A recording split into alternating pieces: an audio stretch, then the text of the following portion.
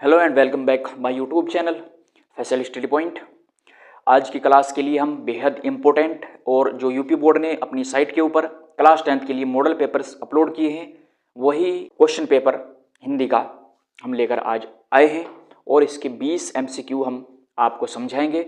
अच्छे से याद जरूर करने हैं इन्हें अपने कल के एग्ज़ाम के लिए। इससे पहले हमने हिंदी की क्लासेस 3 ऑलरेडी ले चुके हैं इस चैनल पर।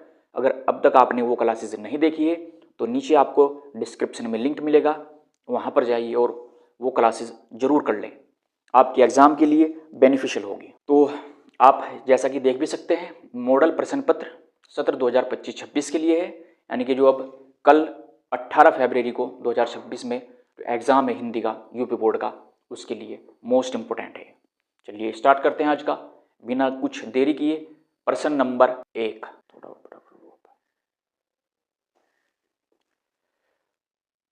चलिए अब स्टार्ट करते हैं हम प्रश्न नंबर 1 से। पहला प्रश्न है, दूसरा सप्तक प्रकाशित हुआ था।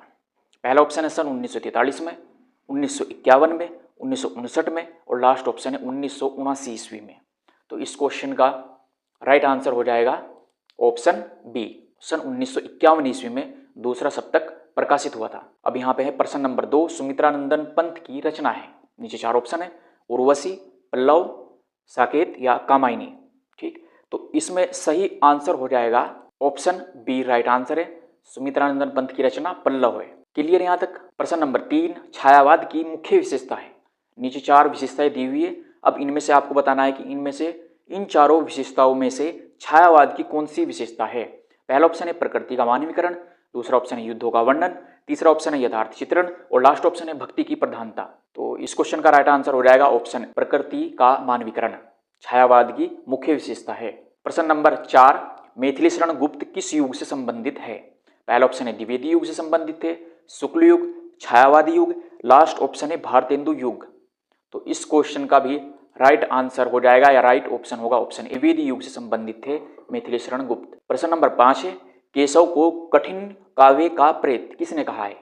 जिसके नीचे अंडरलाइन है ना, कठिन काव्य का प्रेत, केशव को कठिन काव्य का प्रेत किसने कहा है। नीचे 4 ऑप्शन दिए हुए यहाँ पे, रामचंद्र शुक्ल ने, ग्रेसर ने, सी ऑप्शन है हजारी प्रसाद द्विवेदी या डी ऑप्शन है मिश्र बंधु ने। ऑप्शन बी इस क्वेश्चन का राइट आंसर हो जाएगा। क्लियर यहाँ तक। क्वेश्चन नंबर यह है, क्वेश्चन नंबर 6 है, अजात सूत्र या नाटक के नाटककार है। ठीक, बाय द वे ये अजात शत्रु होगा शायद, है ना। तो इसके नाटक के नाटककार हैं। पहला ऑप्शन है जयशंकर प्रसाद, दूसरा ऑप्शन महादेवी वर्मा, तीसरा ऑप्शन राम कुमार वर्मा और सुमित्रानंदन पंत। क्वेश्चन नंबर 6 का कौन सा ऑप्शन राइट होना चाहिए। तो 6 का ऑप्शन ए राइट है। क्लियर। क्वेश्चन नंबर 7 है, ईलाचंद्र जोशी की कहानियों का विषय है। पहला ऑप्शन है सामाजिक, मनोवैज्ञानिक, ऐतिहासिक या राजनीतिक। क्वेश्चन नंबर 7 का क्या आंसर होना चाहिए बताइए। ऑप्शन बी मनोवैज्ञानिक। ईलाचंद्र जोशी की कहानियों का जो विषय है वो मनोवैज्ञानिक है, याद रखना है। क्वेश्चन नंबर 8, सन 1018 से सन 1936 ईस्वी तक का समय है, तो ये आपको बताना है। ठीक है, प्रश्न नंबर 8 है जो ये सेम जो क्वेश्चन पेपर है ना, जो यूपी बोर्ड ने अपनी साइट पर डाला हुआ है, वही क्वेश्चन वहाँ से ले रखा है, उसी के क्वेश्चन हम आज यहाँ पे सोल्व कर रहे हैं। ठीक, तो प्रश्न नंबर 8 का ऑप्शन हो जाएगा राइट, कौन सा ऑप्शन प्रेमचंद युग का समय माना जाता है। प्रश्न नंबर 9 है, मिलान कीजिए। पहला ऑप्शन है यहाँ पे Maila Anchal, option B Premchand, option C है चित्रलेखा और ख है लास्ट में फणीश्वर नाथ रेणु।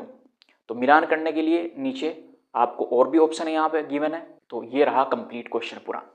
ठीक, देखिए इस तरफ 1 2 3 4 दिया हुआ है, इधर कैक है गैग है, इन सबको आपको मैच करना है, कौन सा किसके मैच होना चाहिए। तो राइट आंसर इसका हो जाएगा, क्वेश्चन नंबर है 10, निम्नलिखित में से उपन्यास है। पहला ऑप्शन है सेवा सदन, दूसरा है विराटा की पद्मिनी, ऑप्शन सी है कफन और लास्ट ऑप्शन है चित्रलेखा। ऑप्शन भी आपको यहाँ पे गिवन है, केवल पहला होगा। और ऑप्शन बी में दिया हुआ है कि फर्स्ट, सेकंड और थर्ड, ये तीनों के तीनों ही उपन्यास है। और ऑप्शन सी में दिया हुआ है कि पहला, दूसरा और चौथा ये उपन्यास होंगे। और लास्ट ऑप्शन है कि ये जो 4 ऑप्शन ऊपर दिए कि ये सभी के सभी उपन्यास हैं।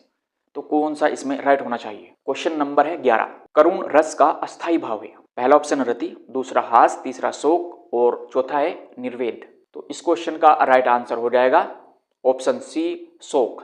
करुण रस का अस्थायी भाव शोक होता है। क्वेश्चन नंबर है अब 12। सोहत ओढ़े पीत पट श्याम सलोने गात, मनो नीलमणि शैल पर आतप परियो प्रभात। उपयुक्त पंक्तियों में कौन सा अलंकार है? जो ऊपर ये दो पंक्ति लिखी हुई है इनमें कौन सा अलंकार है पूछा गया है और नीचे 4 ऑप्शन भी दिए हुए हैं। पहला ऑप्शन है कि उपमा अलंकार है इसमें, ऑप्शन बी में उत्प्रेक्ष अलंकार, सी में रूपक अलंकार, लास्ट ऑप्शन श्लेष अलंकार। चलिए क्वेश्चन करिए इस क्वेश्चन का आंसर बताओ।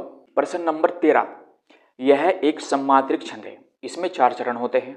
प्रत्येक चरण में 11 से 13 के विराम से 24 मात्राएं होती है। किस छंद का लक्षण है? जो क्वेश्चन नंबर 13 दिया हुआ है ये एक छंद है, उसकी पूरी की पूरी डेफिनेशन ही लिखी हुई है और नीचे ऑप्शन पूछा दे रखे हैं 4।